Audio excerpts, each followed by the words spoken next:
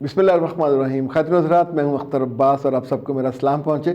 दुनिया इतनी तेज़ी के साथ बदल रही है, तरक्की कर रही है या चीज़ों को बिल्कुल नए एंगल से देख रही है कि सच बात यह है कि हम चूँकि टेक्नोलॉजी में वैसे ही बहुत पीछे हैं, तो मुझे बहुत कभी कभी खौफ आता है कि आने वाले दिनों में ये नक्शा क्या से क्या हो जाएगा।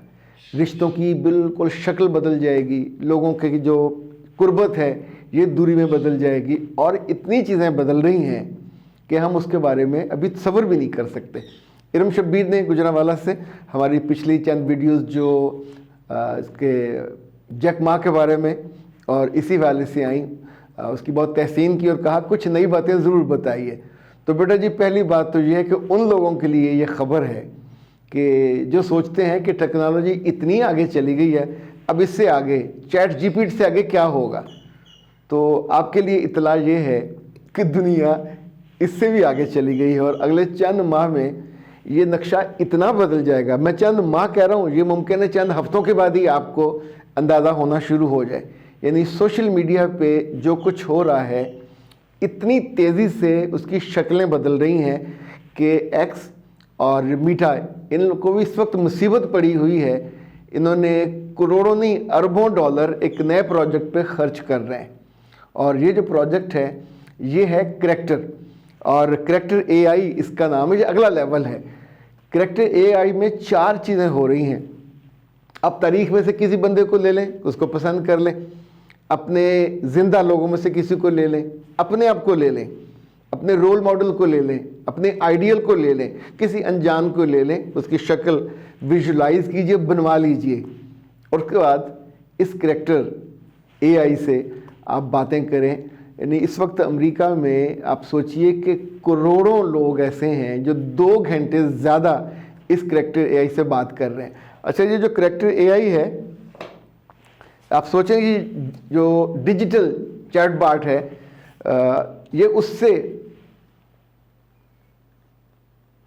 ये जो करैक्टर एआई है ये बिल्कुल ओरिजिनल होगा।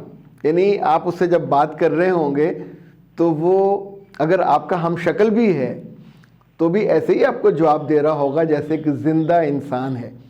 तो ये जो मोहब्बत करने वाले हैं ये जो उल्टे सीधे काम करने वाले हैं, इनको तो शायद बहुत सहूलत हो जाएगी, लेकिन सबसे बड़ा नुकसान भी तो होगा कि लोग हमारे आपस के रिश्तों से पहले ही दूर होते जा रहे हैं।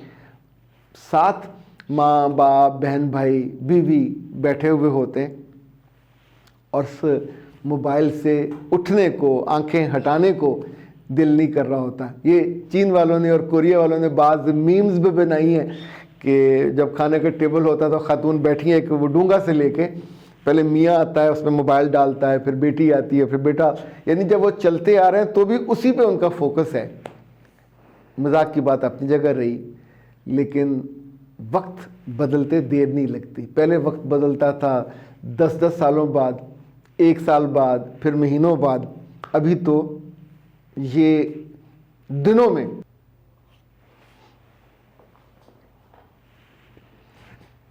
अभी तो दिनों और घंटों का मामला आ गया। अल्लाह करे इसमें आने वाले दिनों में खैर हो, क्योंकि जितनी चीज़ें आती हैं हमारे लिए तो उसमें इंफॉर्मेशन तो होती है, खैर चुप करके साथ ही निकल जाती। अच्छा जी, आज का जो सवाल है नौरीन का है और वो कहती हैं कि सर, अगर लड़की नौकरी करती हो और शादी के बाद घर वाले कहें कि काम छोड़ दो तो उसे क्या करना चाहिए। अच्छा, इस वक्त 2 नुक्ता निगाह चल रहे हैं। इवन नेट पे पूरे ग्रुप बने हुए हैं, सरकारी नौकरी चाहिए लड़की की तो सरकारी नौकरी वाला लड़का उसको चाहिए। यानी ये दोनों वो होते हैं जो नौकरी के बिना सोच भी नहीं सकते, क्योंकि खुद उसने सरकारी नौकरी का मज़ा चखा हुआ होता है, तो उसकी आसानियाँ और उसके बेनिफिट्स उसको पता होता है। ये लड़की हो तो वो लड़का भी वैसी चाहती है, और अगर लड़का हो तो फिर वो लड़की भी वैसी चाहता है, चाहे ग्रेड छोटा हो। कहता है नौकरी सरकारी होनी चाहिए। सरकारी नौकरी वाली लड़की अगर जॉब छोड़ दे ऐसे ससुराल के कहने पे तो ये बहुत नुकसान होता है। बाद में पछता, यानी 99% पे बच्चियाँ पछताती हैं। उसका बड़ा तरीका ये होता है कि उतावली ना हो जाया करें। जब रिश्ता आए तो उन्हें बताया करें कि बच्ची जॉब करती है, अच्छा, अगर उनको जॉब के बिना वाली चाहिए तो और ढूंढ लें, आपको जॉब वाला मिल जाए। अगर लड़की जॉब नहीं कर रही और जॉब नहीं करना चाहती तो भी फिर क्लियर रखिएगा कि मैं तो एक आम सी लड़की बन के, आम सी घरेलू लड़की बन के जीना चाहती हूँ। Okay, it's your choice, it would be respected.